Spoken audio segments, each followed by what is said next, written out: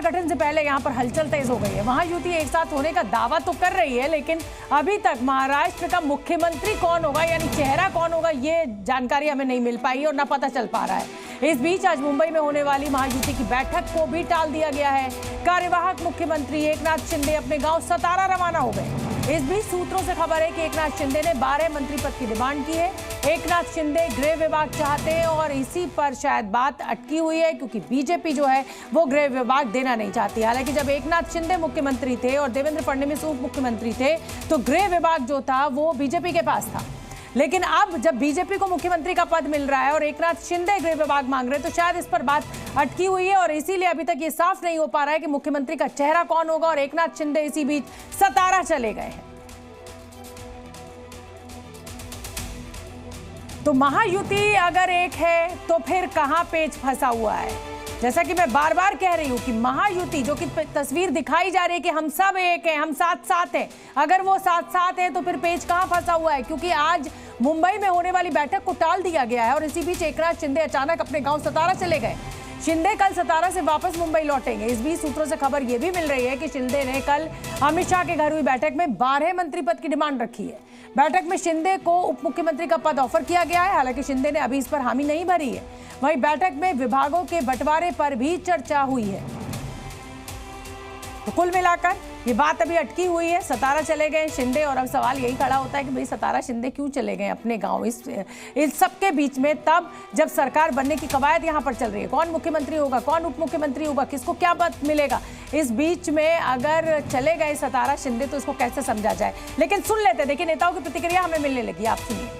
देखिए, मुझे लगता है कि एकनाथ शिंदे साहब महाराष्ट्र की राजनीति में रहेंगे और लगता है कि डिप्टी सीएम पद वो ना ले। ये बहुत बड़ी बात हो सकती है।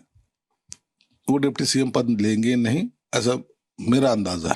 और ये जो माहौल बन रहा था कि एकनाथ शिंदे साहब पद के लिए कुछ कर रहे हैं, पद के लिए वो अड़ के बैठे हैं, महायुति में कुछ गड़बड़ी चल रही है, उन्होंने साफ तौर पे कह दिया नहीं चाहिए मुझे। ये इतना बड़ा दिल शायद ही किसी बड़े नेता में ही हो सकता है। तो देखिए, संजय शिरसाट को आप सुन रहे थे। संजय शिरसाट वो नेता है महाराष्ट्र की राजनीति में जो एकनाथ शिंदे के बड़े नजदीकी माने जाते हैं। वो कह रहे हैं कि साहब नहीं चाहिए कुछ एकनाथ शिंदे को। कल रात अमित शाह के घर पर महाराष्ट्र में नई सरकार को लेकर मंथन हुआ था। महायुति नेताओं में करीब 2 घंटे तक ये बैठक चली थी। सूत्रों से खबर मिल रही है कि बैठक में मुख्यमंत्री के नाम पर मोहर लग चुकी है। बीजेपी मुख्यमंत्री पर शिंदे और अजीत पवार ने भी अपनी सहमति जता दी है। तो वहीं बैठक में विभागों के बंटवारे पर भी चर्चा हुई है। लेकिन अब सवाल ये खड़ा होता है कि अगर सब कुछ ठीक है, सब गुड है, तो फिर मुख्यमंत्री के नाम के ऐलान में आखिर देरी क्यों हो रही है? और यहाँ सरकार बनाने की कवायद चल रही है, कौन मुख्यमंत्री, किसको क्या पद मिलना है, किसको क्या मंत्रालय मिलना है। इस बीच अगर एकनाथ शिंदे अपने गाँव सतारा चले गए तो इससे हम क्या इशारा समझे? हालांकि जो एकनाथ शिंदे के नजदीकी नेता है वो ये कह रहे हैं कि साहब एकनाथ शिंदे को कोई पद नहीं चाहिए, उनको कोई लालच नहीं। तो ये देखिए, महाराष्ट्र में नई सरकार, देवेंद्र फडणवीस मुख्यमंत्री बनना चाहते हैं, गृह विभाग वो चाहते हैं बीजेपी के पास है। लेकिन उधर एकनाथ शिंदे को जो ऑफर किया गया है, जो जानकारी सूत्रों के हवाले से हमें मिल रही है, उसमें डिप्टी सीएम बनाने की बात हो रही है, रेवेन्यू देने की बात हो रही है और पीडब्ल्यूडी विभाग। अजीत पवार जो है वो भी उप मुख्यमंत्री बनेंगे, लेकिन उनको वित्त विभाग की बात की जा रही है। यहाँ पर बीजेपी जो है वो बहुत स्ट्रांग सिचुएशन में, और स्ट्रांग स्थिति में इसलिए कह रही हूँ कि बीजेपी की जो सीटें आई हैं 132, उसके साथ अगर अजीत पवार गुट आ जाता है तो एकनाथ शिंदे की उन्हें जरूरत ही नहीं, और इसीलिए शायद ये नेगोशिएशन जो है वो अटकता नजर आ रहा है। वहीं इस बीच एनसीपी अजीत गुट के सांसद सुनील तटकरे क्या कुछ कह रहे हैं वो भी आपको सुनना चाहिए। एनसीपी के महाराष्ट्र प्रदेश अध्यक्ष सुनील तटकरे जी, सर कल बैठक हुई, आप भी उस बैठक में मौजूद थे। मुझे अमित शाह के साथ राम फडणवीस जी, एकनाथ शिंदे और अजीत पवार जी थे। क्या निकल कर आया, क्या बीजेपी का ही मुख्यमंत्री होगा, ये तय हो गया है? हाँ, तो बिल्कुल वैसा ही तय हो गया कि बीजेपी का मुख्यमंत्री हो जाएगा। बाकी बारे में आज जो कुछ है वो तय हो जाएंगे, और स्वेरिंग कब करेंगे वो भी फैसला आज शाम तक नहीं तो कल तक हो जाएगा। बीजेपी की तरफ से क्या कोई नाम प्रस्तावित किया गया अमित शाह जी द्वारा या जेपी नड्डा जी द्वारा, देवेंद्र फडणवीस? देखिए, वो तो उनका अधिकार है, बीजेपी का अधिकार है। उनकी सिस्टम रहती है, पद्धति रहती है कि उनकी विधायक दल की एक बैठक होती है, वहाँ पे उनके निरीक्षक आ जाते हैं, फिर वहाँ पे वो घोषित करते हैं। तो देखिए, महाराष्ट्र में इस समय सियासत पूरे चरम पर है। भाई, सत्ता जो मिलने जा रही है वो तो बीजेपी और एनसीपी, अजीत और एकनाथ शिंदे की शिवसेना को मिलने जा रही है, लेकिन संजय राउत जो कि उद्धव गुट के नेता हैं और प्रियंका चतुर्वेदी जो कि राज्यसभा सांसद हैं शिवसेना उद्धव गुट से, वो क्या कुछ कह रहे हैं उनको भी सुनना चाहिए। ऐसी है कि महाराष्ट्र की सभी बातें दिल्ली में डिसाइड होगी। जो महाराष्ट्र का स्वाभिमान अभिमान की बात हमेशा करते थे वो अब नहीं रही है। अब एकनाथ शिंदे जी को या अजीत पवार जी को बार बार दिल्ली में ही आना पड़ेगा अपनी बात रखने के लिए। चाहे उनके अलग पार्टी अलग गुट बना है, लेकिन उनका हाईकमांड दिल्ली में है। मोदी और शाह जी उनका हाईकमांड है। जिस तरीके से एक बहुमत मिलता है, जनादेश का अनादर करना है कि अब तक आप मुख्यमंत्री का निर्णय नहीं ले पाए। रोज खबरें चल रही हैं कि निर्णय हो गया है, पर वो घोषित नहीं किया जा रहा है। तो कहीं ना कहीं एक खींचतान भी दिख रही है। ये भी दिख रहा है कि सारे डिसीजंस जो कल तक ये था कि दिल्ली में आकर अनाउंसमेंट होगा, वो भी नहीं हुआ है। फिर से मुंबई में कोई मीटिंग होगी। तो आपने प्रियंका चतुर्वेदी को भी सुन लिया, संजय राउत को भी सुन लिया। अब महाराष्ट्र में चल क्या रहा है? यहाँ पर बैठक दिल्ली में भी हो रही है, वहां से कहा जा रहा है कि सब कुछ दिल्ली में तय हो रहा है। जी न्यूज संवाददाता अंकुर त्यागी मेरे साथ लाइव जुड़ रहे हैं इसी बड़ी खबर पर। अंकुर, देखिए आप मेरे दर्शकों को दिखने लगे, जल्दी से बताइए चल क्या रहा है?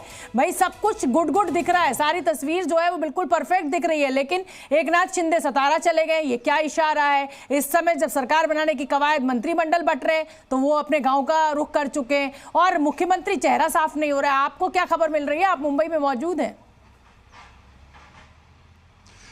देखिए, फिलहाल खींचतान का दौर यहाँ पर जारी है। हर कोई चाहता है कि बार्गेनिंग की जो टेबल है उस पर ज्यादा से ज्यादा आपकी तरफ से जो नेगोशिएशन को ओपन रखा जाए, और जितना ज्यादा आप यहाँ पर निकाल के ला पाएंगे उतना ज्यादा बेहतर होगा। मोटे तौर पर जो शिवसेना है वो 12 सीटों की यहाँ पे मांग कर रही है, 12 मिनिस्ट्रियल बर्थ मांग रही है। उनमें से होम, जो कि बहुत बड़ा मुश्किल डिपार्टमेंट है, क्योंकि देवेंद्र फडणवीस उसको छोड़ेंगे होम डिपार्टमेंट को, मुझे बहुत ज्यादा मैं इस बात से कन्विंस नहीं हूँ। दूसरा, एनर्जी डिपार्टमेंट वो मांग रहे हैं। अर्बन डेवलपमेंट, हालांकि अर्बन डेवलपमेंट अभी भी एकनाथ शिंदे के पास ही है। तो ये 12 मिनिस्ट्रियल बर्थ जो है शिवसेना ने मांगी है। अब इसके ऊपर बार्गेनिंग पूरी यहाँ पर हो रही है।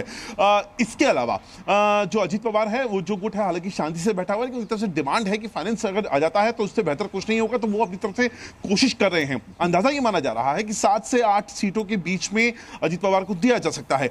लेकिन इसके अलावा बहुत सारी चीजें हो रही हैं। अगर संजय शिरसाट अगर संभाजीनगर में बैठकर कहते हैं कि मुझे लगता है कि देखिए, बीजेपी इस समय विन विन सिचुएशन में, जितनी बड़ी संख्या में वो सीटें यहाँ पर लेके आई, 132 133 के करीब सीटें हैं उसकी, और ऐसे में सिर्फ अजीत पवार के समर्थन से ही सरकार बन सकती है, तो एकनाथ शिंदे की बहुत जरूरत तो है नहीं। लेकिन इसी बात का क्या आपको कहा जाए कि दुख एकनाथ शिंदे को है, और अगर वो इस एंड मौके पर सतारा अपने गांव का रुख कर लेते हैं, तो क्या ये प्रेशर पॉलिटिक्स है एकनाथ शिंदे की?